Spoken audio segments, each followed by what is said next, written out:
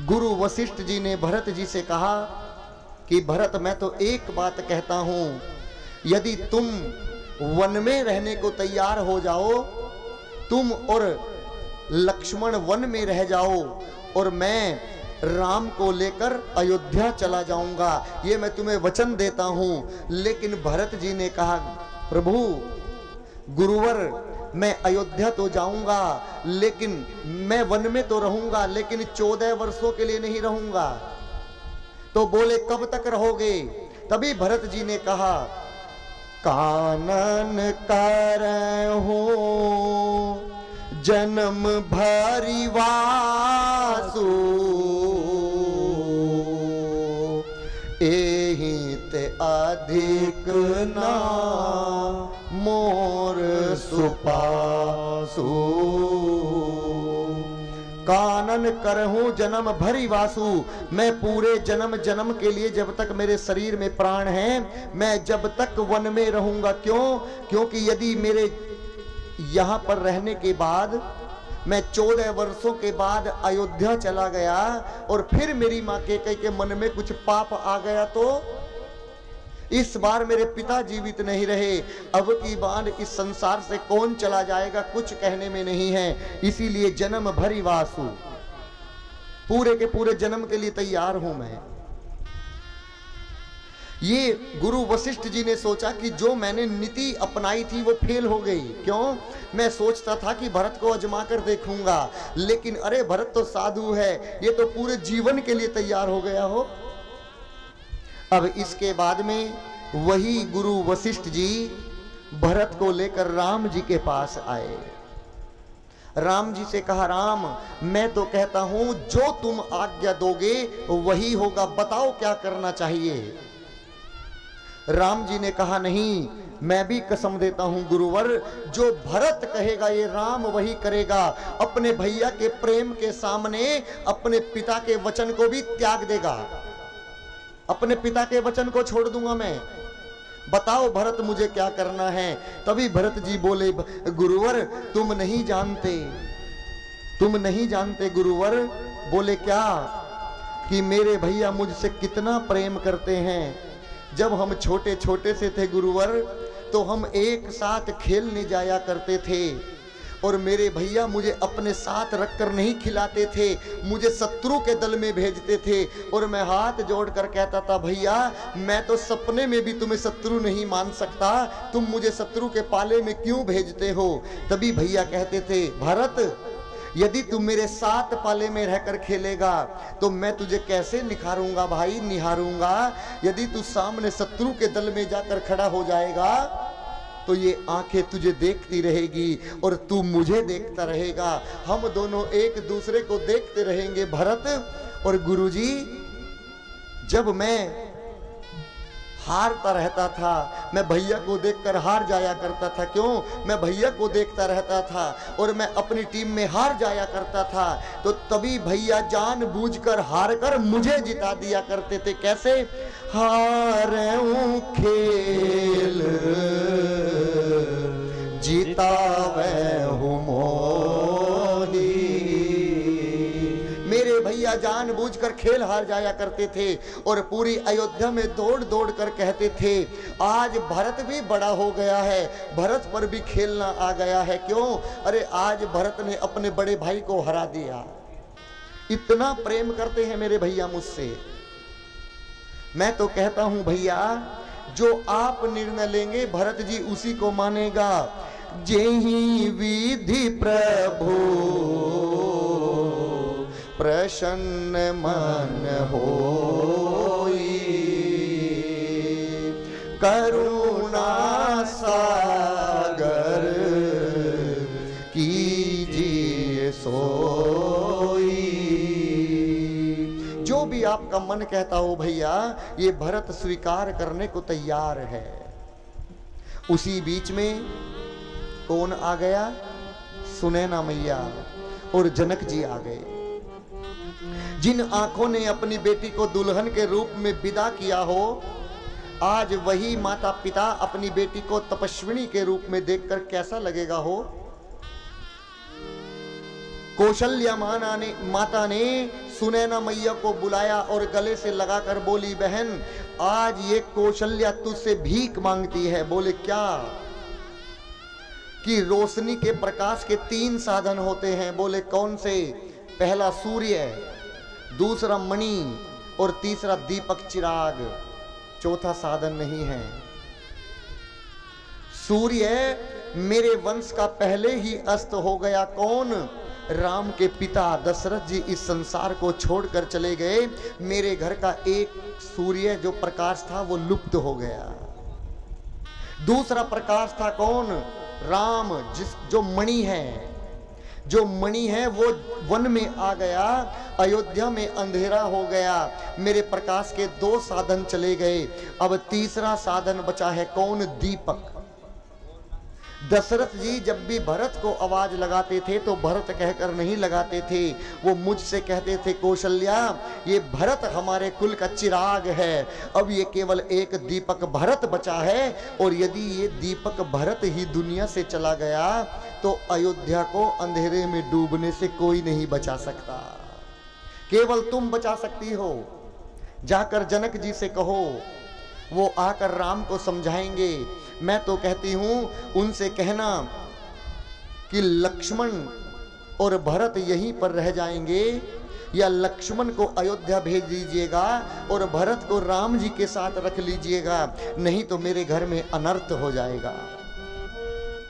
जाकर जनक जी को सब बताया। जनक जी ने कहा, सुनैना तुम चिंता मत करो, मैं जानता हूं वो राम नहीं है जो धनुष को तोड़ सकता है, जो धनुष 10,000 राजाओं से बलवार हिल न सका, जिसने धनुष को तोड़ा है, मैंने उनके अंदर विष्णु भगवान की छवि देखी है, तुम देख लेना वो सब कुछ ठीक कर लेंगे।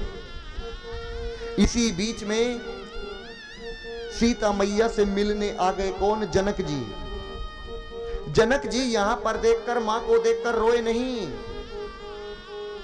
सीता मैया को देखकर जनक जी ने दुख नहीं माना। क्या बोले कि हे पुत्री, आज तूने एक कुल को नहीं, आज तूने वन में आकर 2-2 कुल को पवित्र कर दिया। पहले मेरे कुल में जन्म लेकर और दूसरा अयोध्या के राजपाट को ठोकर मारकर तू राम के साथ में वन में आ गई, तूने 2 पवित्र कुल पवित्र कर दिए। जनक जी बोलने लगे, पुत्री पवित्र किए कुल 2, सुजस धवल जसो कहा सबको, पुत्री पवित्र किए कुल 2, सुजल धवल जगो कहा सबको, सुर सरी कीरती सरी तोरी, गवन हुइन विधि अंड करोरी, जिति सुर सरी कीरती सरी तोरी, गवन हुइन विधि अंड करोरी, तालजीन बड़े रे, अवनी तालजीन बड़े रे, यही की साधु समाज घने रे, यही की साधु समाज घने रे, यही की साधु समाज घने रे। यहीं पर राम जी ने कहा, गुरुवर मैं कहता हूं कि जो भरत कहेगा ये राम वही करेगा। भरत जी बोले, भैया मैं क्या चाहता हूं मैं बताऊं? बोले बताओ। बोले भैया जहां ले चलोगे वहीं मैं चलूंगा, जहां ले चलोगे वहीं मैं चलूंगा, जहां नाथ रख दोगे जा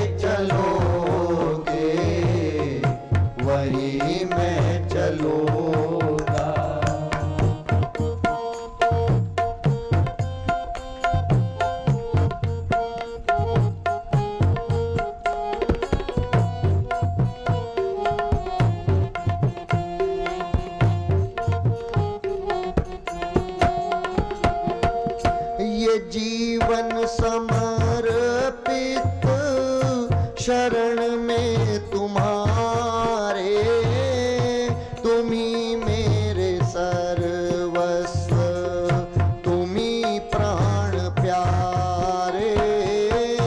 ये जीवन समर्पित शरण में तुम्हारे, तुम ही मेरे सर्वस्व, तुम ही प्राण प्यारे।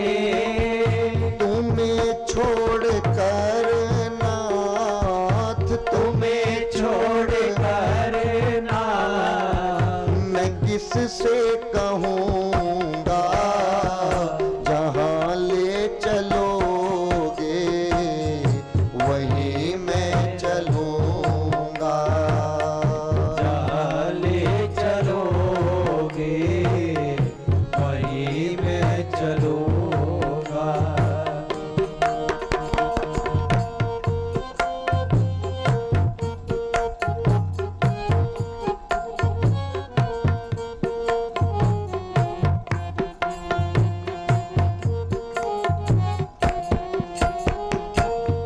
न कोई उलहना, न कोई अर्जी, कर लो करा लो तुम्हारी ही मर्जी।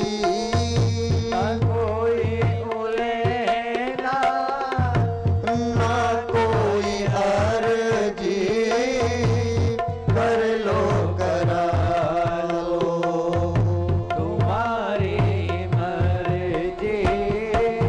कहना भी होगा तो, कहना भी होगा तो तुम्ही से कहूँगा, जहाँ ले चलोगे वहीं मैं चलूँगा। जहाँ ले चलोगे वहीं मैं चलूँगा। जहाँ नाथ रख दोगे, जहाँ नाथ रख दोगे वहीं मैं रहूँगा। जहाँ ले चलोगे वहीं मैं चलूँगा। जहाँ ले चलोगे वहीं मैं चलूँगा।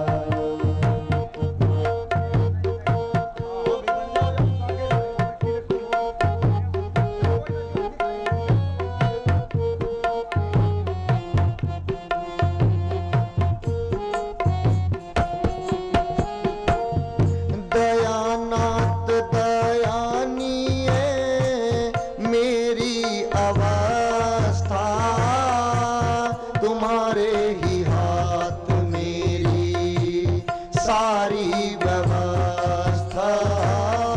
दयानाथ दयानीय मेरी अवस्था, तुम्हारे ही हाथ मेरी सारी व्यवस्था। सहाओगे नाथ जो भी, सहाओगे नाथ जो भी खुशी से सहूँगा। जहाँ ले चलोगे वहीं मैं चलूँगा। जहाँ ले चलोगे वहीं मैं चलूँगा। तुम्हारे ही दिन हैं, तुम्हारी ही रातें, कृपानाथ सब है तुम्हारी कृपा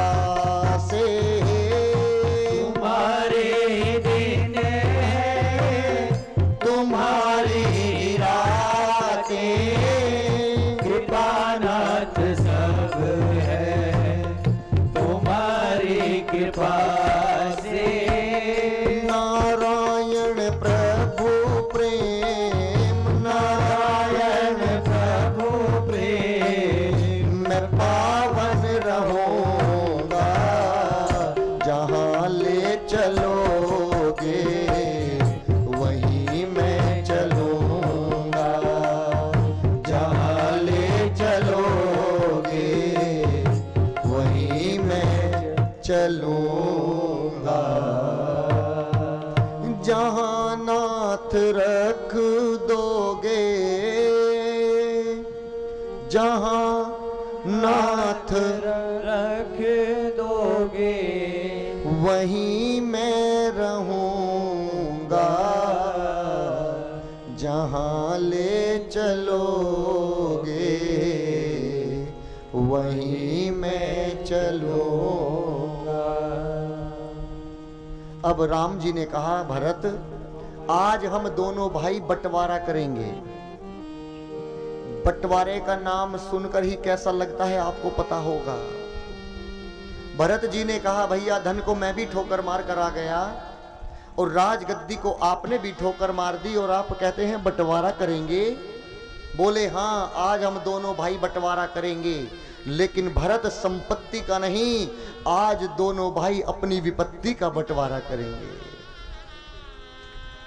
बाटी विपत्ति सब ही मोहि भाई, तुम ही अवधि भरी बड़ी कठिनाई। विपत्ति की तुम अयोध्या जाकर राजा बन जाओ और मैं 14 वर्ष वनवास काटकर अयोध्या आऊंगा। इस विपत्ति का बंटवारा करते हैं। यदि हमने पिता के वचन को पूरा नहीं किया तो उनकी आत्मा को शांति नहीं मिलने वाली। कहा कि भैया मैं अयोध्या जाऊंगा, मैं आपके राज्याभिषेक की सब सामग्री लाया हूं, पहले आपको राजा बनाकर जब जाऊंगा। राम जी ने कहा, कदापि नहीं ऐसा हो सकता कि इस सामग्री को सुरक्षित रख दो, मैं वनवास के बाद राजा बनूंगा। अत्रि मुनि को बुलाया और वहीं पर एक बांधा मार्ग में, चित्रकूट मार्ग में एक जगह पड़ती है जिसका नाम है बांधा।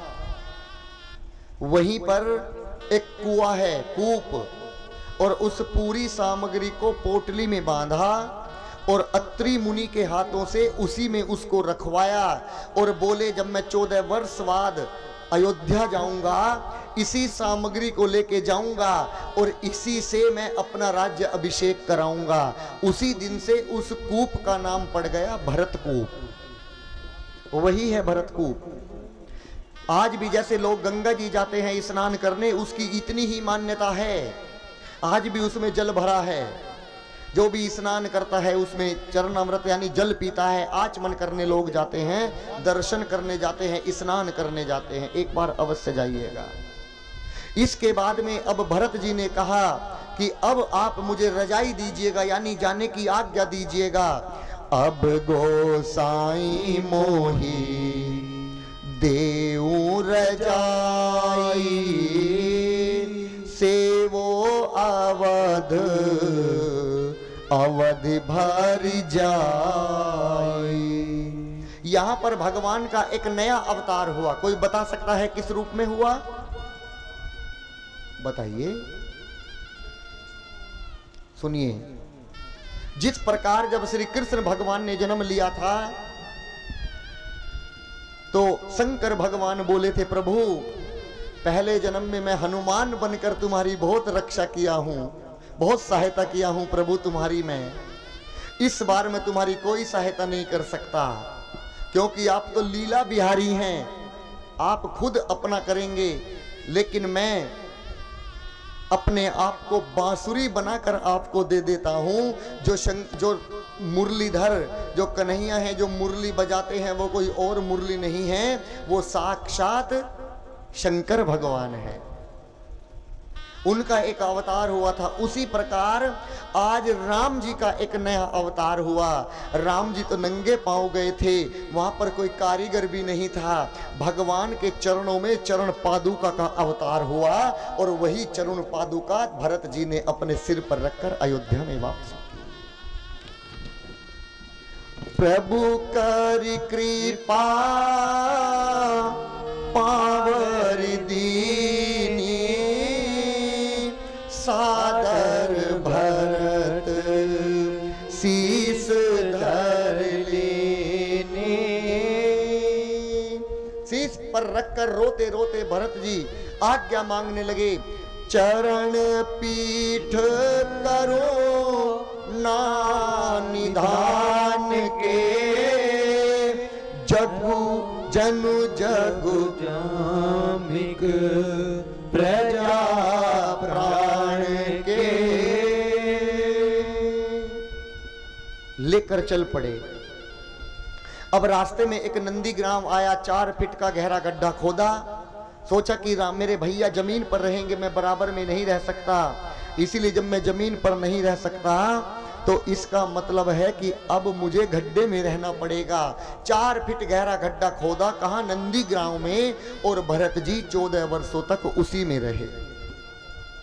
ऐसा कौन भाई भाई के लिए करेगा हो? कोई नहीं कर सकता। कहते हैं कि पूरी राम कथा ना सुने, लेकिन जिसने केवल भरत जी का चरित्र सुन लिया उसको पूरी राम चरित्र मानस का फल प्राप्त हो जाता है। मैं नहीं, गोस्वामी जी लिखते हैं।